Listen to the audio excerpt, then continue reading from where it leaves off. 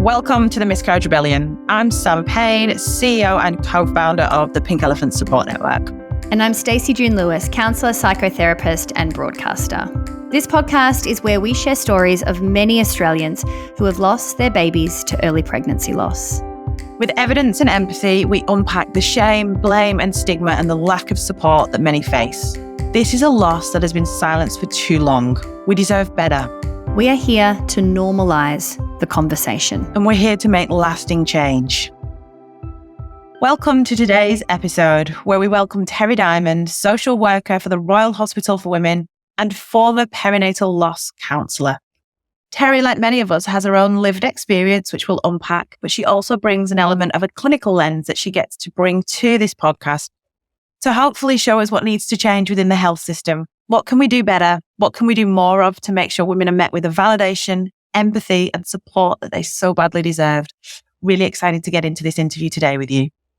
Terry has been a long-time supporter of the work of the Pink Elephants. Right back in the early days when Gabby and I met Terry for a coffee in Bondi Junction, we had all these ideas of how we wanted to support women and make sure no one felt alone in their grief. And Terry brought all of her wisdom, knowledge, clinician knowledge as well to let us know how we could help people, but also made it more than just a sad place where bereaved parents would connect. You really helped to build the foundations of our peer support program and ensuring that we were underpinning everything we did with evidence and empathy, and that we were training up our peer support companions in such a beautiful, heart-led, appropriate and safe way.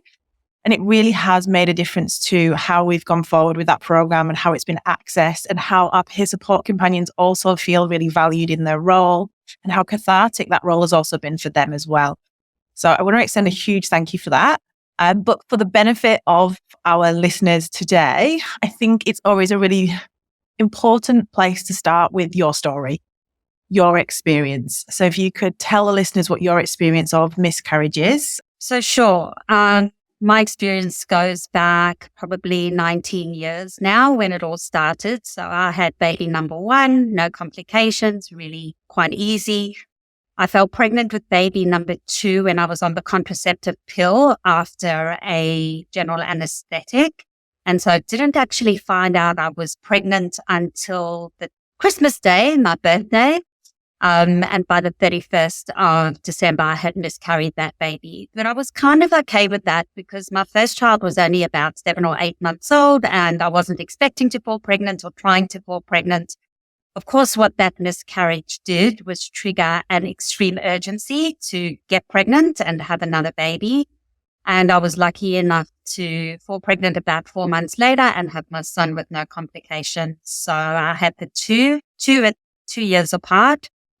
And then decided I was going to go 3 for 3, 3 young nappies in and out, fell pregnant again really quickly and had a miscarriage, found out at 17 weeks pregnant that I had lost that pregnancy. A couple of weeks prior to that, around 15 weeks, I think baby measured, and it absolutely turned my world upside down, rocked me to my core. But my attitude at that point was to very quickly get back on the horse, get pregnant again. And, I thought like last time I had a miscarriage, I'll get pregnant again. All was fine. Got pregnant again within 3 months. And when I went for my 12-week scan, that baby had died too. And that then set off 3 years of ongoing miscarriages. I lost 9 pregnancies in 3 years. Fertility treatment when the marriage was on the brink of collapse because we could no longer have trying to conceive sex.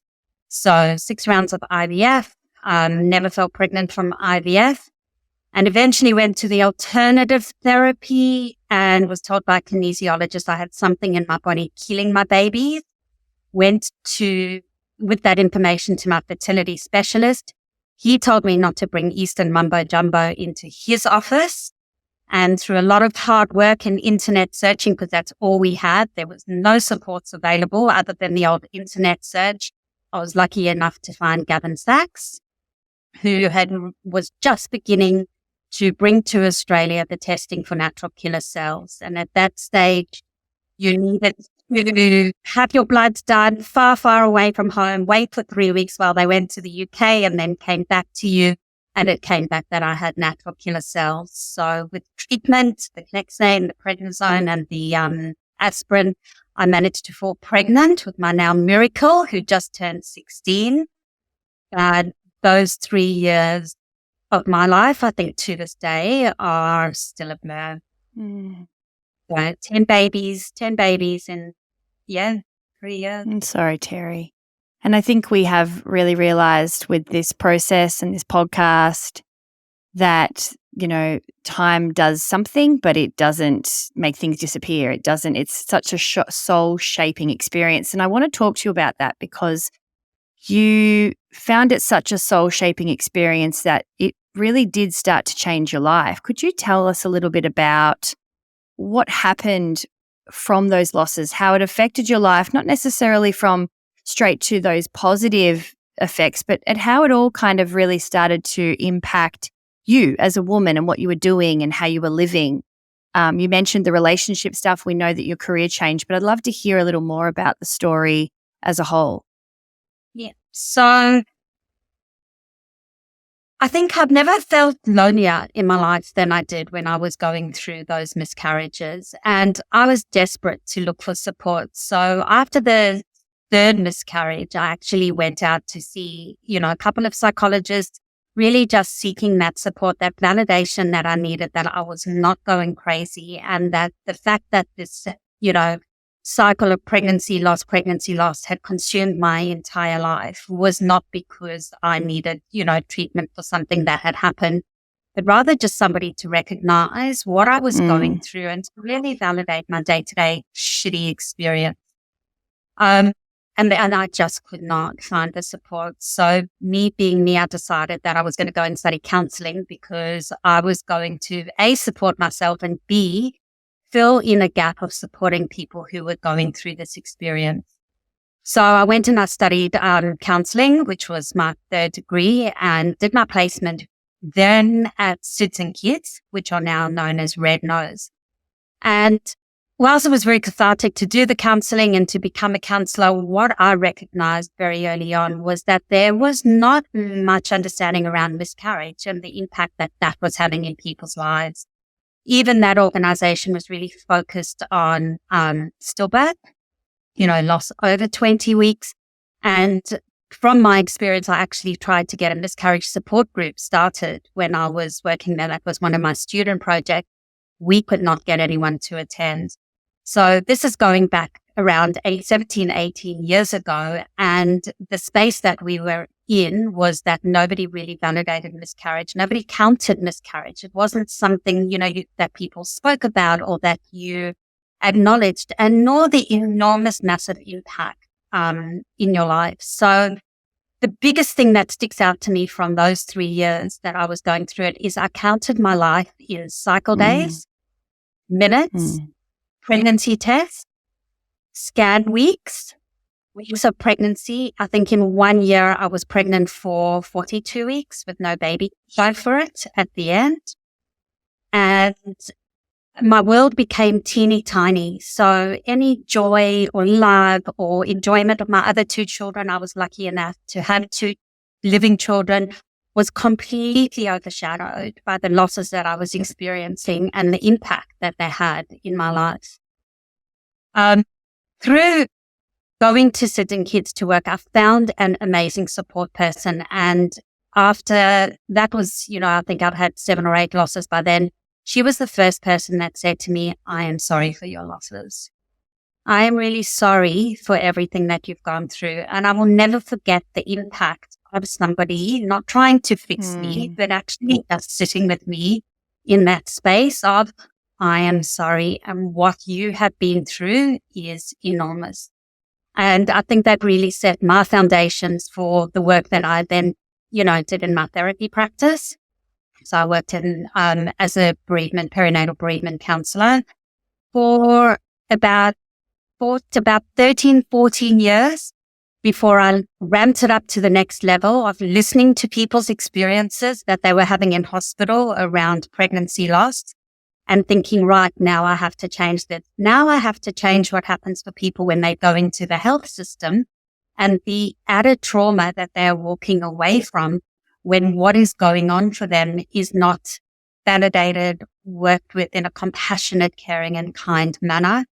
And so I studied a master's in social work and have been lucky enough to be working at the Royal Hospital for Women, which is the only women's hospital in New South Wales, for the last 5.5 years, really with this huge amount of passion and compassion for the enormous amount of women we see and their families coming through the system, having experienced the loss of a pregnancy or a baby. It's such an incredible story, and you really touch on so many points that I know, I looked at Sam, that we're both relating to so deeply. I think the thing that is really unique about what I'm relating to in your story is this kind of fight and vigor behind representation of things that you didn't experience firsthand yourself. Having opened a private practice and having a complete career change with a similar vigor and a similar passion behind supporting other women, I wondered if we could have a bit of a conversation about how important you feel that lived experience is when people are going through specific miscarriage and, like you say, early pregnancy loss.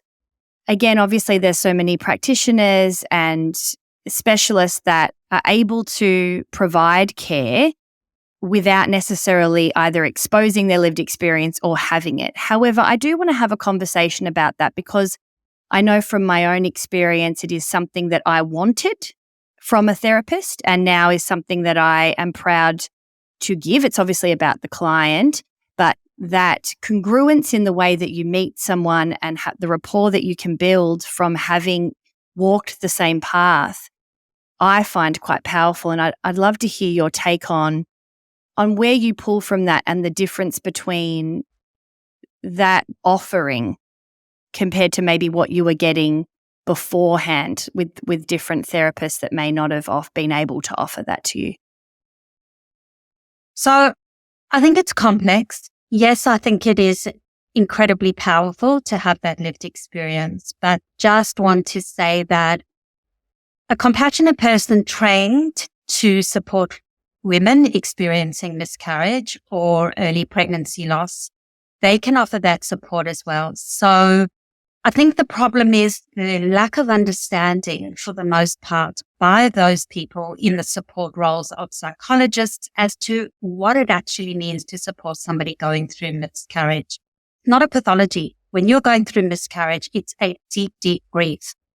And so, yes, in a way, I feel that my story makes me the compassionate therapist that I am. And it informs that many of the discussions I have with clients. As you say, it's not about me, it's about the client. But when somebody sits in front of me and says, I don't know how I'm getting up to carry on tomorrow. I have never felt so alone and lonely in my life. I don't want to see anybody or speak to anybody. Instead of finding solutions around, that, yes, well, you need to get up and go to work. Just being able to sit there and go, I understand. You don't have to get up and go and base anybody tomorrow if you don't want to. And I really get that. There is so much power in connecting to the actual emotion that sits behind people's words when they're talking about the feelings and the emotions that they have around miscarriage.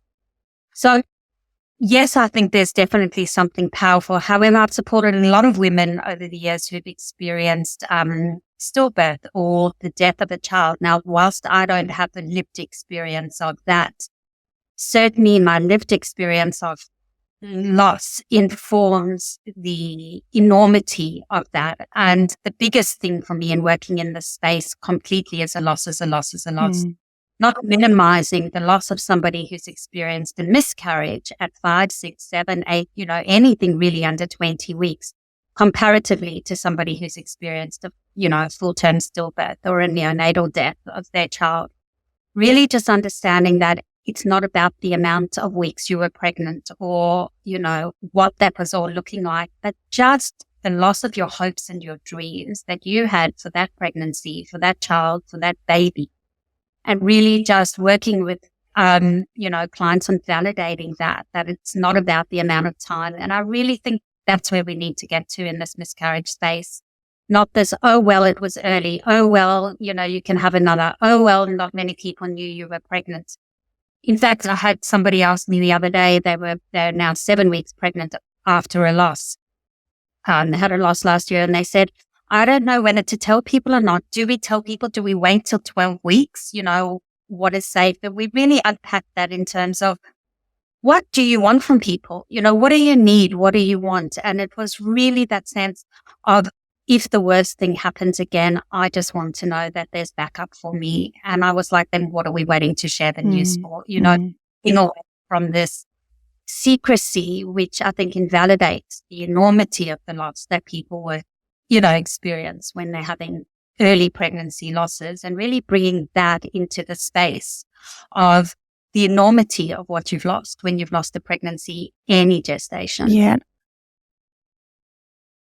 Yeah, I think I'm definitely hearing two things there. I'm hearing the need for this societal shift to move from minimizing and silencing the experience of miscarriage and having those at least comments or that, you can happen again, just get pregnant again, as if that just kind of fixes it. This notion to move on from it quickly. I think we often confuse that. I know that you talked about in your story, at the point you were in it, it was a desire to fall pregnant again quickly. That didn't mean you weren't still grieving as well. And people confuse that because they see that we're potentially willing to try again quite quickly for the outcome, hopefully, of a baby in our arms. And they confuse that with, okay, as soon as there's another pregnancy, that woman's okay again. We can forget about that experience. I just want to rephrase something that you just said, not rephrase, but repeat something that you said, because I think that really gave me shivers. And it was that any joy in my life was completely overshadowed by the losses I was experiencing. And I think that so many people listening to this who are currently in the trenches going through this will absolutely wholeheartedly understand that. But what I want to hope is that contributes to the societal shift as well. That everyone who is listening to this that hasn't been through a miscarriage can start to understand the magnitude and the profound and intense emotional response many women have. But I want to talk about this validation piece and how we can move forward. So, a little about the Pink Elephant's advocacy work and what we try and achieve, and we do things together. I know we've got upcoming things happening with hospitals to share the experience of bereaved parents. But how do you think, you've been through all of these different roles, you've also got the lived experience, as Stacey mentioned, how can we change this? How can we ensure that everybody is met with the validation, empathy, and understanding they deserve? What conversations need to happen? What other things need to happen to shift us from, at least it happened early, to, I'm sorry your baby died and you're worthy of as much support as someone who's had a stillbirth or an infant death? So how do we change things? It really is education, Sam. It's educating the healthcare workers who women experience loss come into contact with. If you're coming through the hospital system to experience a loss, or even through a GP clinic, it can become very medicalized. What do we need to do to keep you medically safe? How are we resolving this pregnancy? The one thing that needs to change is the term products of conception, but that's another whole minefield. So we've got to look at that. Yeah. The other day I was collecting a baby that had a DNC, and so they were coming in theatres, and we have a beautiful way at the Royal of looking after our babies that come out of theatres. Anyway, that's another whole story. And I've written on the pathology forms, baby to please come back to social work. And when I had come back, that had been crossed out and they had put in POC, which is products of conception. So it's such a, it is such a change in education. It's really putting that validation and that support, that emotional support right up there at the top with the medical management of what is going on within the system. And understanding that, for the person who's lying there on the table, or the person you're handing the drugs to go home and to, have that miscarriage happen, this is their will. This is their life. This is their potential baby. These are their hopes and their dreams. And yes, you have a job to keep them medically well and safe, but we also have an equally big job to keep them emotionally well and safe. I think I just want to share one thing there that's not, we don't share all of our personal stories all the time, but the part that actually hurt my husband the most was when a doctor I'd started to miscarry naturally, again, for want of a better word. And then a junior medical doctor, I should say, also there should have been some education around this, removed the remaining products of conception and told me in just a standard room, not a special room or anything like that, in an EPATH clinic, and then took us through to the next room for a consult and had the products of conception on a test tube on the table, referred to them as the products of conception. And it was my husband that turned around and said, "That's our baby."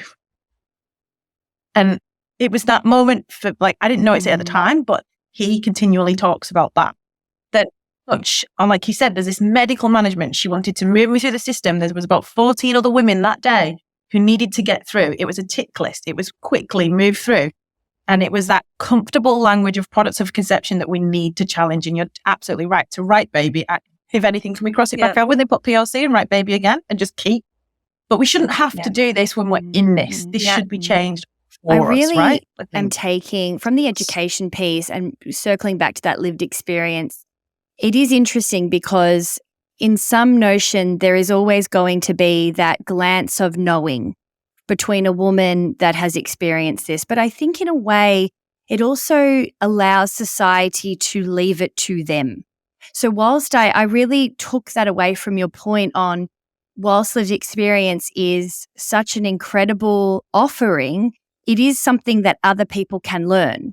These are things that we can activate in our practice, in our lives, in our compassion, in the way that we are with our loved ones every day. So it's interesting because whilst, as I said at the beginning of the question, I am proud of that, it really did open my eyes to this idea that potentially it can also somewhat work against an expectation of a bigger picture change here, that it's women's work that need to do it privately by themselves with other people that understand it. And I really, I'm just really grateful for you to kind of take that conversation there and to ensure and encourage people that, you actually can learn. You just have to be open to learning and shifting and being really open to listening to what a person may need, because as we've established, it's complex and it will be different. There isn't one size fits all. So I just wanted to say that, I really took away that from the education, it is also about making sure that we don't just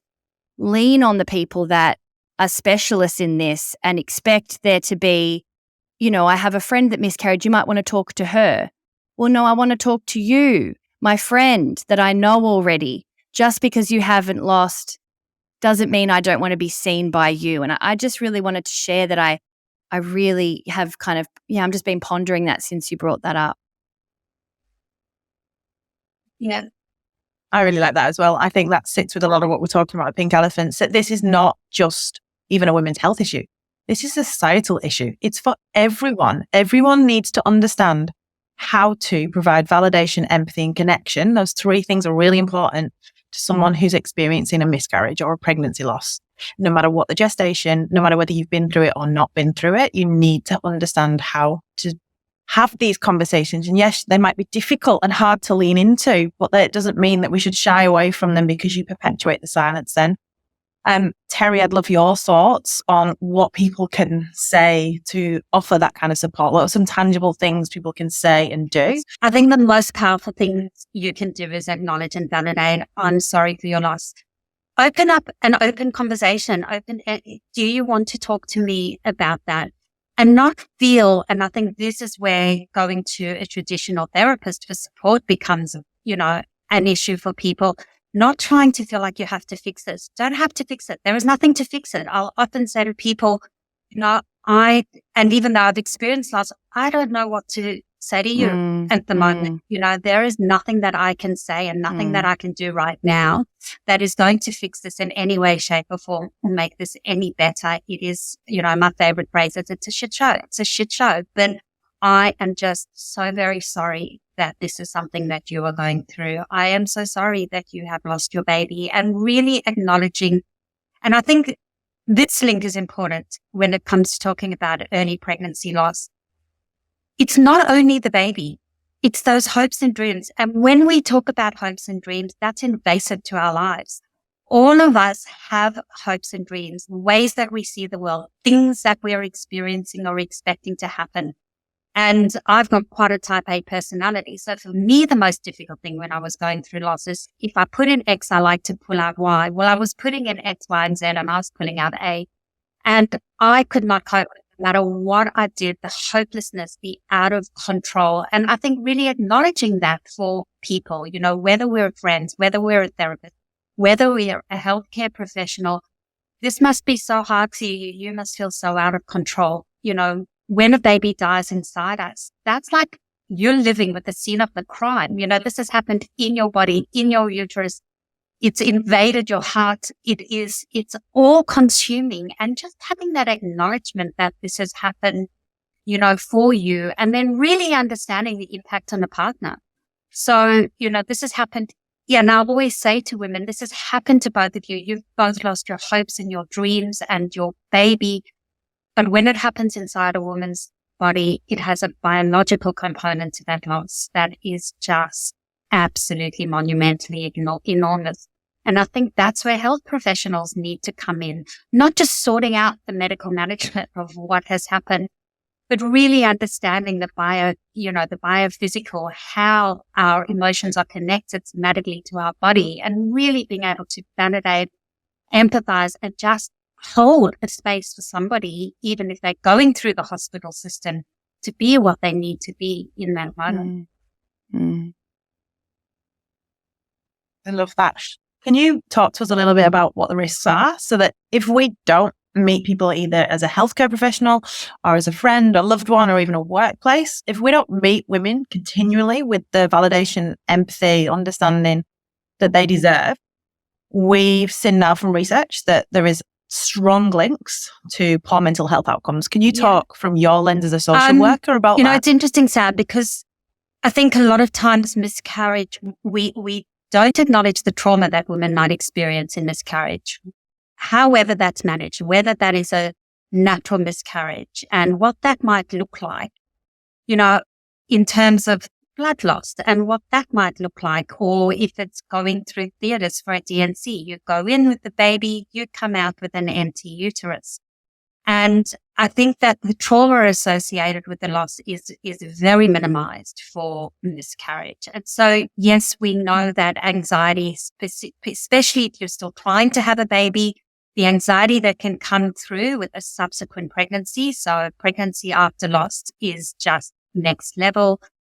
But I think we are going to have a society of women experiencing PTSD, that complex trauma, where if the support is not there in the first 6 months, if you're not getting what you need and having the space to process the experience that you've had, you're going to be sitting 6 months plus down the track with complex trauma. And that was really it for me. So it wasn't until I had my living baby, my third living baby, that I actually stopped and became non-functional. And what I had developed was complex trauma that I had not dealt with while I was very busy trying to deal with the anxiety and the depression associated with the miscarriage, and really had to then spend years in therapy working through that myself. So it's an external, but an internal validation as well, for the women who's experiencing it, to be able to stop and go, this is really bad, and I need to sit with myself and give myself permission for feeling the way that I am now, with, of course, that broader societal, validation, healthcare professional, friends, family. It's such a big systemic change, but I'm so proud of Pink Elephants and so proud to be associated with them, because for the first time, there is a space that works with women experiencing early pregnancy loss. And my proudest moments are when I pull your resources and I hand them to patients and I go, here you will be heard. Here, hop on, look at the resource and read the information, Facebook groups and peer support. And all of a sudden there is an organization filling the space specifically for women experiencing early pregnancy loss. And so for me, when I see patients that are experiencing early pregnancy loss and the education I give to our EPAS clinics, I'm just busy educating recovery staff. They wanted to know, what do we say to someone when they come out of theatre, and they've had a DNC? What do I say? I hand a box of tissues. No, you don't bloody hand a box of tissues. You say, I'm sorry for your loss, or, I'm noticing that you're crying. Do you want to talk about it? Or, the e-passes, and just being able to say to people, this is how you do it. This is how you respond in the first instance, because you won't forget that. Just like your hubby didn't forget the test tube, he also wouldn't have forgotten if somebody just stopped and actually validated what this might be like, not only for you, Sam, because you're the patient and what you were going through, but for him as well. So really recognizing that it's invasive. Yes, it's an added element for women because of the biological, but beyond that, for the family, whether you're a same-sex couple or your partner, whatever sex they are, really understanding that this, has impacted them too. Yeah, 100%. We know that in our online communities, when women share stories, yes, they share the ways that they're not met in the way they should be, and they're awful. But we also see beautiful messages of hope, and also really, really nice messages in those communities about doctors that are doing a really good job. And that should be noted as well, because we're not saying everyone's doing this terribly. There are some incredible healthcare professionals like yourself who are in this space, both of you, and making a difference. And they are complimented constantly by women, because unfortunately, they'll go through this whole experience and they'll go through quite a lot of different healthcare professionals because it's not managed by just one. And they'll have probably 5 really crappy, awful, not positive experiences. And then they'll have that one person who's that beacon of hope. And it's almost like wanting to completely switch that round, right?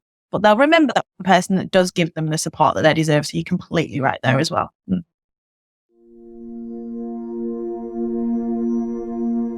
People don't talk about it, but it's happening. Behind closed doors, hidden behind smiling faces. There are so many people suffering in silence right now, unable to access the support that they need and deserve, simply because they don't even know that there is support available. The Pink Elephants community is made up of people from all over Australia. Some come from the big smoke, others from the bush. Some of us have heaps of friends and family around, others have none. Some have lost babies at 5 weeks. Some had ectopic pregnancies. Some had multiple ultrasounds. Others only ever saw the 2 red lines on a positive pregnancy test. But we all have something in common. We have all lost a baby. We are all bereaved parents. There are estimated to be over 100,000 of us across Australia every single year. Please help us connect with these people to give them the support that they deserve. No one should have to lose a baby and be left on their own to navigate their grief. Help Pink Elephants support more bereaved parents. Visit pinkelephants.org.au. We've spoken a little bit about the acknowledgement. We've spoken about, some of the tips of ideas of presenting, supporting, observing, being. But how do we start the process of acknowledging a partner's grief if their grief is in a different stage of yours? So as we understand, as people that have experienced this, you'll have those moments where you'll be like, oh, okay, well, today, I actually feel like I'm having a better day today than yesterday. And then hubby comes home and he's just had a real shit one. And then there's this resentment, or there's this kind of process that you go, oh, this is my one pocket. It's probably going to be crappy again tomorrow. I mean, the complexities of grief within a relationship is something that I feel like is quite unique. And I really would love to get your take on, where do you start? Yeah. So again, for me, it's a lot of psychoeducation. So when I'm working with a couple, who have experienced a loss, one of my favorite things to do is to educate them on gendered grief, and really talk to them about the way that, you have the intuitive or the, I always forget this word, the intuitive or the instrumental style grieving, and I talk to them about the gendered nature of that and communication. And it's so interesting because one of the examples that I use when I work with couples is what you just said, Stacey. It's like, you've had a really good day. He comes home. He's had a shit of a day. You see it, or he shares that with you. And it's kind of, talking to the partner about their relationship, the bigger picture of their relationship and the communication, and really finding a way where you actually can both feel that you can share. Because what we hear more of is this resentment and anger towards the partner who seems to have moved along quite nicely from the experience, whilst, it's often the woman who's left really floundering and struggling with what's happened for her body and to her body.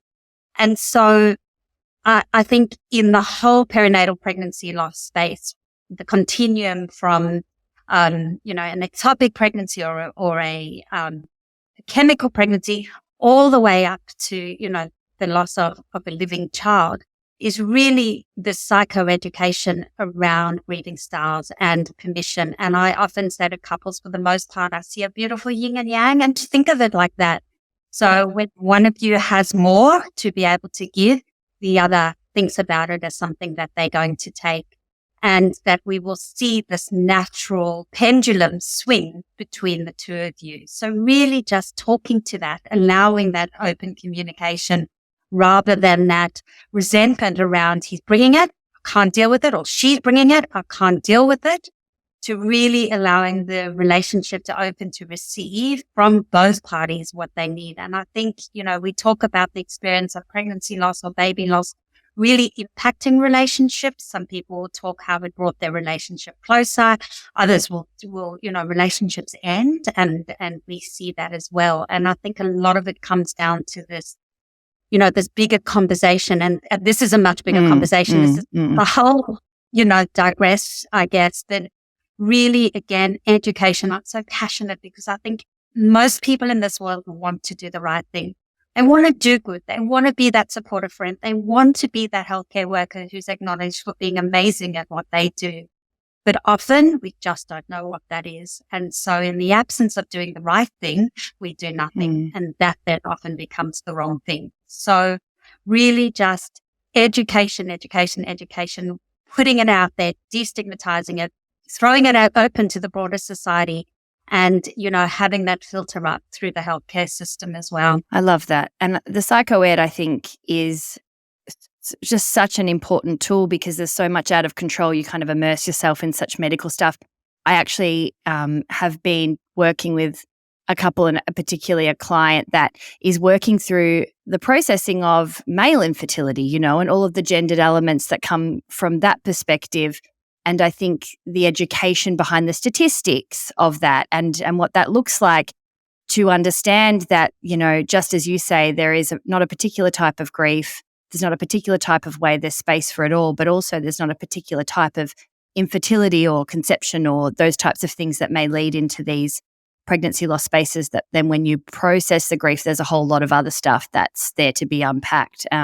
So the psychoed and educating yourself on the facts, not necessarily the societal conditioning, is such a great point, and a nice kind of superpower to have when it doesn't feel like you have a lot at times. Yeah, 100%. I think I'm going to know the answer, but we're going to ask. The Miscarriage Rebellion is about invoking empathy, sharing our stories on purpose, but ultimately to incite action. We, for too long, have not seen the change move quick enough.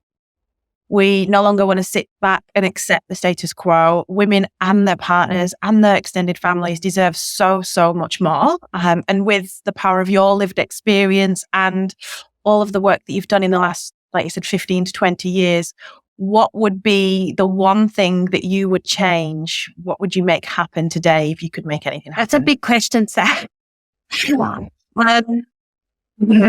I'd love to wave the magic wand where no woman had to experience any sort of loss of a pregnancy or a child. But in the absence of doing that, to really just wake up with a society that acknowledges the experience, the lived experience of pregnancy loss as something to be validated. I think that we are superheroes to get through pregnancy loss and to get up and to exist each and every day, no matter what we're doing in our lives. And just to have it recognized, not pathologized, but just as, something that happens to people that deserve just, wrap them up in love and support and validation of what this is like for them. And I guess that would be what I would want. I love that. I love the fact that validation and wrap them up in love and support. Yeah. The difference it can make. It sounds simple, right? But the difference it can make is profound. Yeah. I want to start by just reading out what Terry said, because I think it's incredibly strong and really needs to be heard. So any joy or love or enjoyment of my other 2 children, I was lucky enough to have 2 living children, was completely overshadowed by the losses that I was experiencing and the impact that they had in my life. I share that so intentionally because it is sadly something that we see so often within our own online communities, and what women tell us about their experience of this secondary infertility. Those women that do have first pregnancies that go fairly well and have living children and are blessed in that way and know that they are, but then face incredible experiences and journeys of loss and fertility. And that's massive, but often they're met with, well, at least you already have a child. Why are you even trying again? You should just be grateful for what you have. And I know personally that was my story too. And I feel like it's an important part to unpack for listeners. Even women that have both had losses can actually compare each other's worthiness, in inverted commas, because I'm on a podcast, but this worthiness of grief, whether you have a child or don't have a child. I'd love your take on that as well from a therapist perspective. Yeah, I feel that secondary infertility really continues to really, I guess, build on that isolation. So we're already finding that the research shows us that the isolation that women who go through pregnancy loss is, I don't know what the number is at the top of my head, but it's big. It's one of the biggest factors in the mental health, I guess, unraveling around this experience. And when we're talking secondary infertility, there's this other level of isolation that happens because there's this onset of isolation from shame. So when we start to feel pain, we're starting to feel grief, we're moving through those processes with a child that is in our arms at home in our house, then we are, really naturally starting to feel this shame about the feelings that we have. And what then happens from that is that we find ourselves isolating even further, not just from our pain, but from sharing our pain. Now, that could even be with your own medical professional, your therapist, your friends, your partner, because there is such a guilt that happens around this feeling when we have a child already, particularly for those people that may have also had infertility moving into the first child. It's almost like this extra prize, at least I got this. And then there's the other option of people that also never had that infertility and are getting this in a second time. It's just either way you look at it, it goes deep and complex. So from that shame, it moves into that isolation, which can then really move into disenfranchised grief. So grief that we're now starting to disassociate with. And the isolation and the depths of that without being tended to are very, very serious.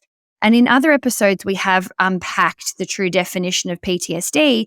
But one of the other ways that PTSD can show up is in depersonalization. So you begin to really find yourself disattaching from your life, moving further and further from the reality. So that might be numbing out, that might be avoiding, that might be pretending.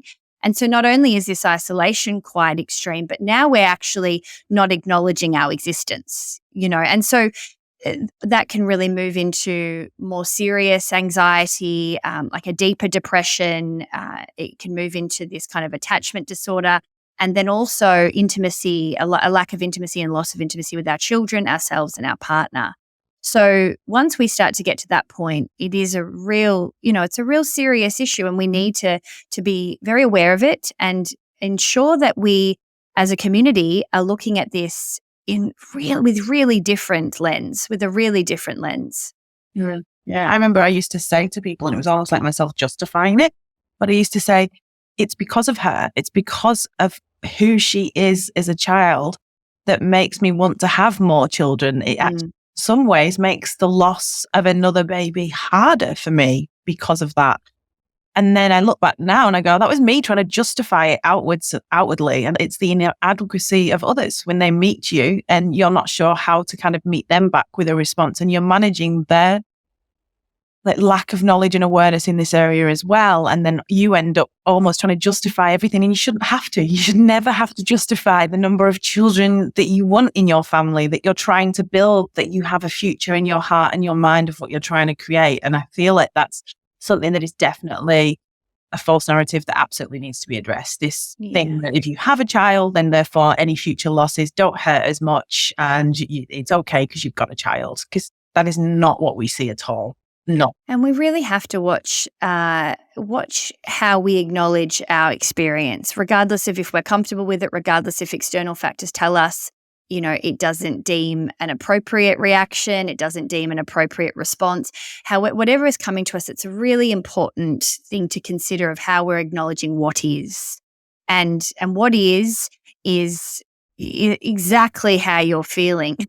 There is no ifs or buts about it. And if that is a challenge and that is a really difficult thing for you to navigate on your own, then I encourage you to seek support, because this is something that absolutely merits the full brunt of support here, just like any other experience. So, it's a funny one, and it definitely hits home for me too. I think the thing that's quite personal is also this idea around who you are as a person, who you are as a mother. There's this other experience that you're going through that's completely you're immersed in. And then also, as Terry mentioned, taking away the actual original idea of mothering and parenting as well. So there's many layers. It's very complex. Yeah, it really is. And if you are listening today and it's something that you identify with, there are many of our peer support companions that have this experience of secondary infertility. They can offer you peer support. Then there's all of our other support. There's counselling support services. It is something that is very, very worthy of support if you need it. Everything will be linked to, as always, in the show notes. Today's episode may have brought up some feelings for you that you need some support around. That's totally okay. Head to pinkelephants.org.au to find access to our circle of support, your safe space where you can be met with empathy and understanding throughout all of your experiences of early pregnancy loss. We're here for you. You are not alone. If you enjoyed listening to the Miscarriage Rebellion, please help us by leaving a 5-star review wherever you listen to podcasts. The Miscarriage Rebellion is a Pink Elephants podcast produced by our friends at 3P Studio.